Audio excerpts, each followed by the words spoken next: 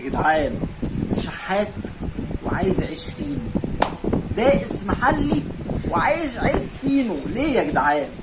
الزمالك بيرفض رسميا عرض المقدم من الشباب السعودي لاحمد سيد زيزو ب6 مليون، وهو لسه ما سددش ال6 شهور بتوعه.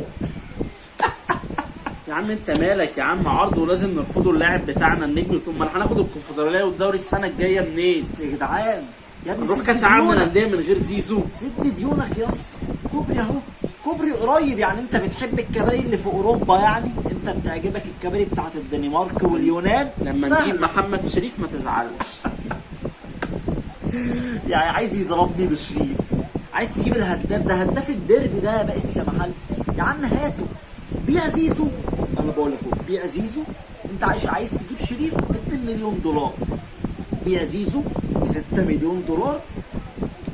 2 مليون دولار تجيب محمد شريف، و4 مليون دولار تسد ديونك يا اسطى بقى، تدفع ثمن الكباري.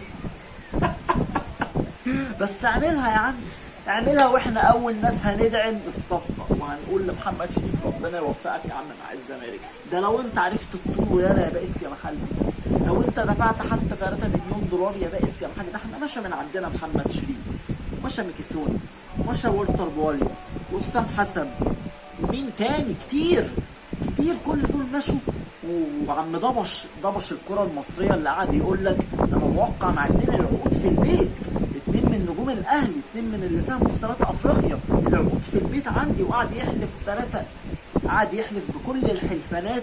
ضبش الكره المصريه وسرق تليفون كابتن طارق السيد، معرفش ليه مش عايز يرجع له التليفون، بس تقريبا خدوا اليومين دول.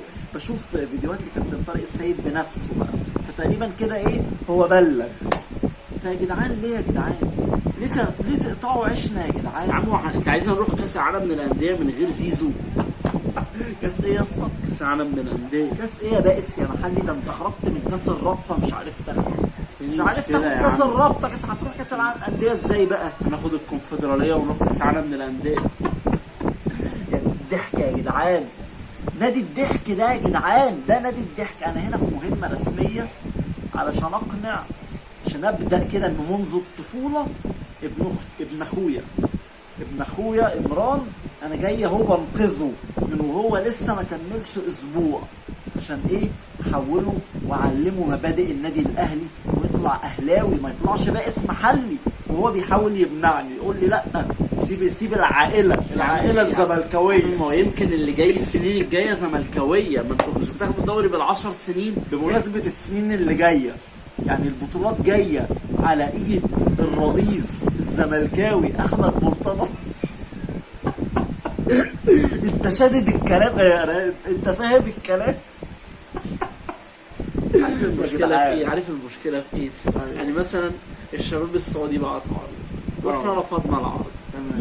ننشر يا جماعه تم رفض العرض، لكن المرتضى منصور مرشد بيقول تم رفض عرض زيزو، وابوه جالي وزعق ومن حقه انه يزعق عشان هو العرض مغري وكبير. فانا قلت له لا، فمشى زعلان، فاتصلوا بيه عاتبوه.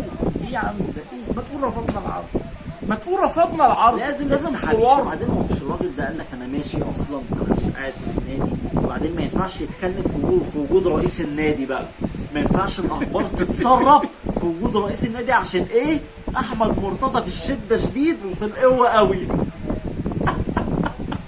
زي ابويا يا جدعان. ده احنا في شويه ضحك يا جدعان الموسم الجديد ده، في شويه ضحك طازه. هيبقى في عراك على السلطه بقى. يا احمد مرتضى يخش الحمام يطلع مرتضى منصور يبقى رئيس النادي، اللي يخش الحمام فيهم التاني يمسك النادي. كميه ضحك يا جدعان انا ما بشوفهاش في فرق الدرجه الثانيه، مع الاحترام ليهم بجد. ده انت فرق الدرجه الثانيه بيبقى ليها رئيس وبيبقى ليها نائب، واخبارها حتى ما بتتسربش. فيا اسطى بيعوا زيزو، انتوا الكسبانين. سيبك بقى بلا زيزو بلا القصه دي كلها والضحك ده.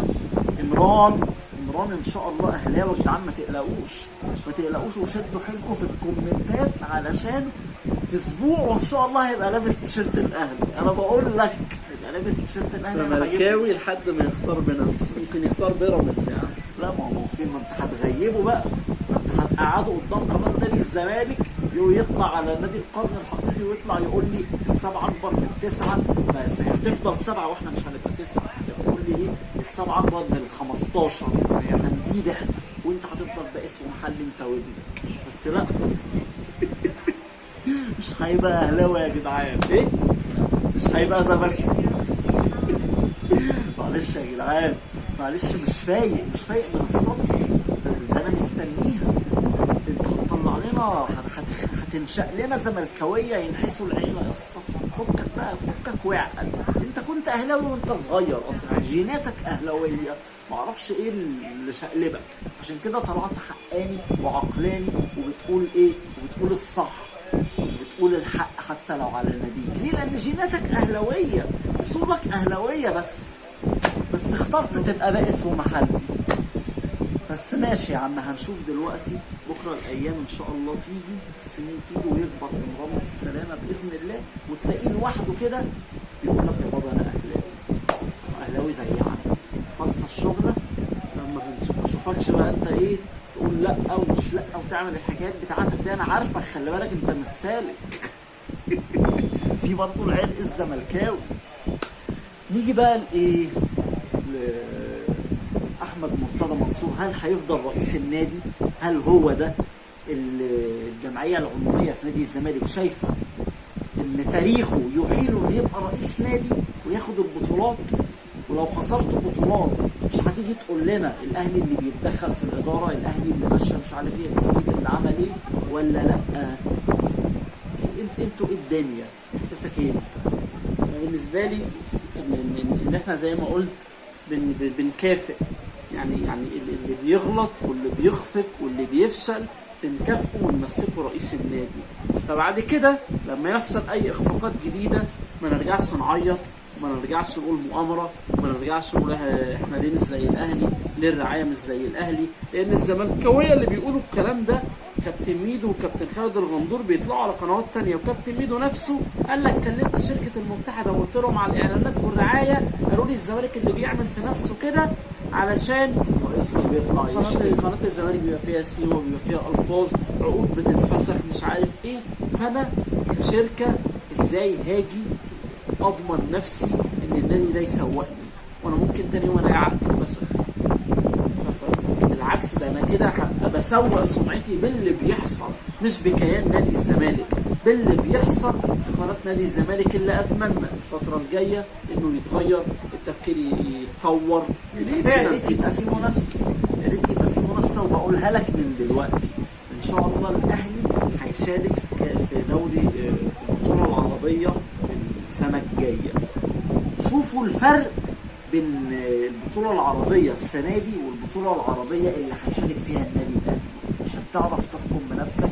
وتاني مره السوبر هيبقى في السوبر بين الاهلي واتحاد العاصمه السوبر الافريقي هيبقى في مدينه الطائف اللي بيقولوا عليها زي برج العرب كده. شوف الشعبيه وشوف جماهير الاهلي هتبقى